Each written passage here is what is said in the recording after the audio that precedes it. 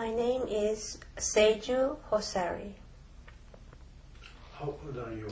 I became 36 years old this year. Tell us a little bit about your background. Okay, I'm half Japanese, half Chinese, and I lived most of my childhood and adolescent years in Japan, and until high school, and I came to America to study, and then I stayed here. Why you choose America? When I was in Japan, I know growing up,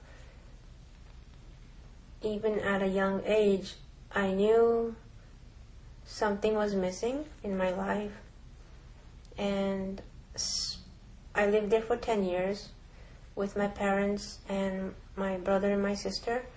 I went to school like everybody else, but I felt like I needed to look for something. I didn't know what that was, so I made the decision to leave home.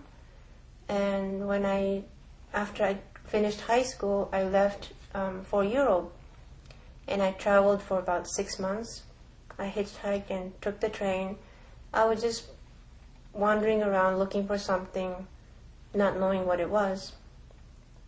And during my travel, I met a lot of people, and I realized that I was very naive, very immature compared to many of the young people that I met in Europe.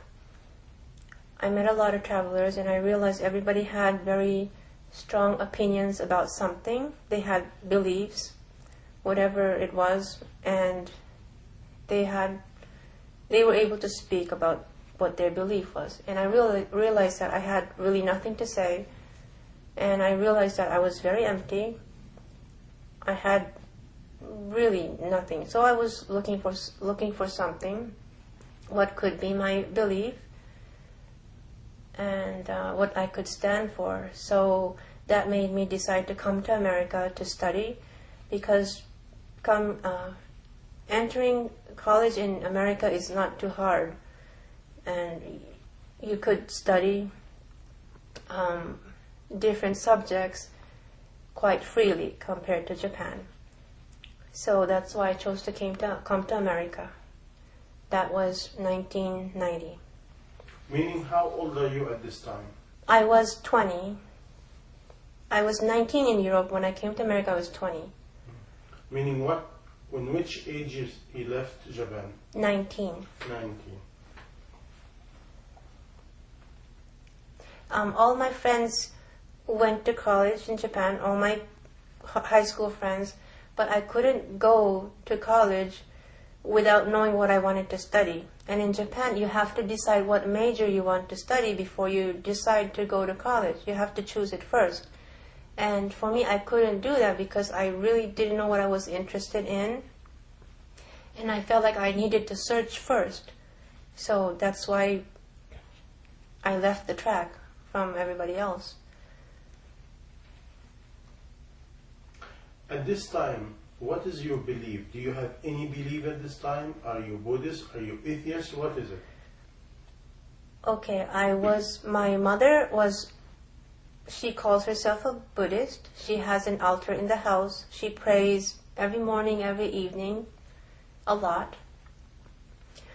I watched her mom do that. So in the morning and at night, I would put my hands together and say good night or good morning next to her, but that was it. But I didn't really know what the belief was.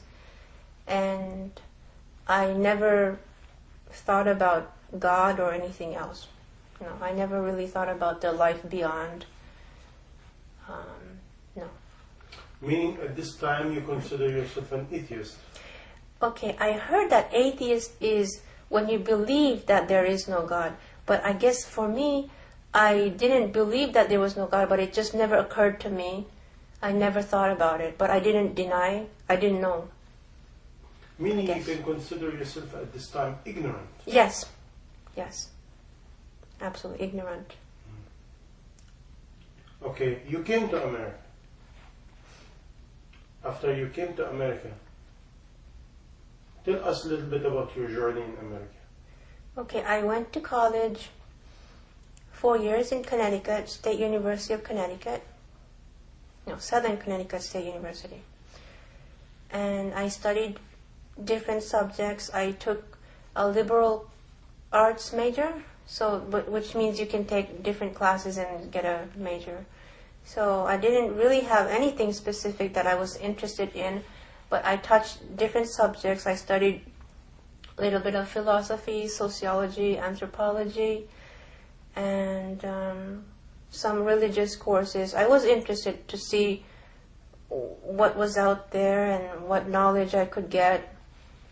And I remember my senior year in college, I wrote a letter to my parents that I'm about to graduate.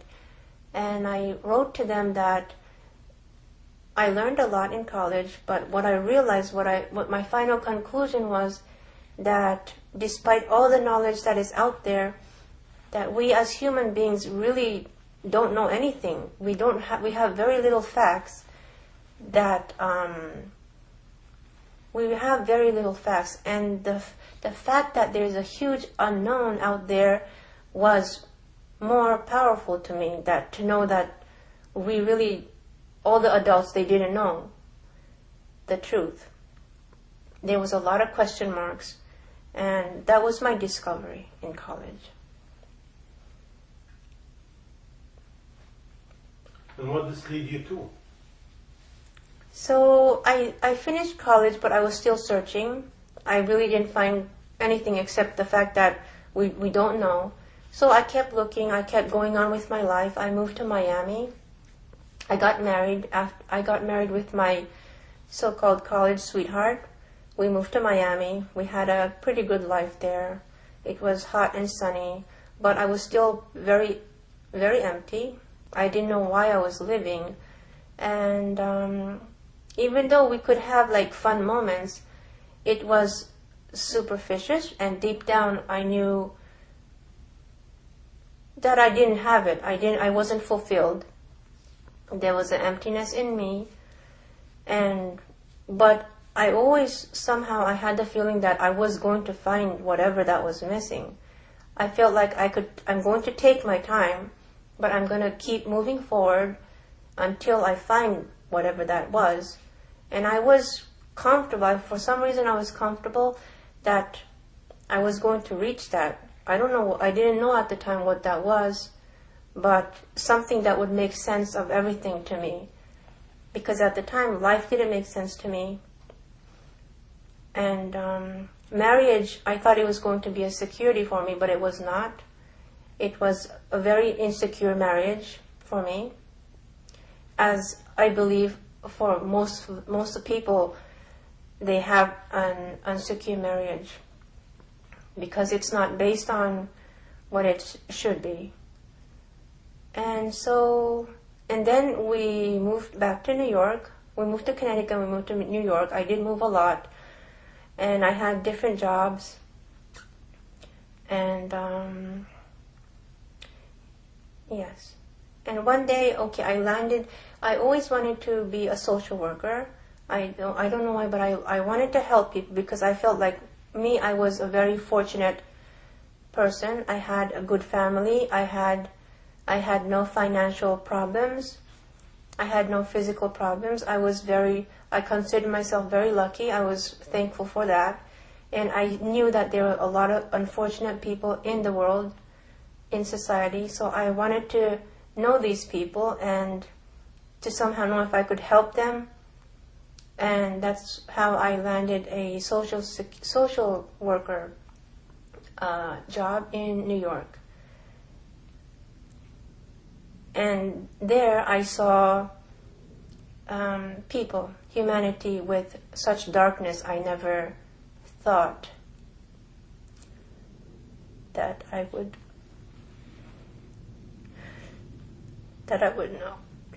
Like what? Okay. People were very, very lonely people, and they were very broken people. And but also the other thing I found out was that even though they were broken and dark, they were somehow believers of God, some of them. And that shocked me because I was thinking, how can you be in such destitution? You have no family, nobody cares about you, and you still believe and thank God, and how could that be? That made me wonder, and that made me wonder.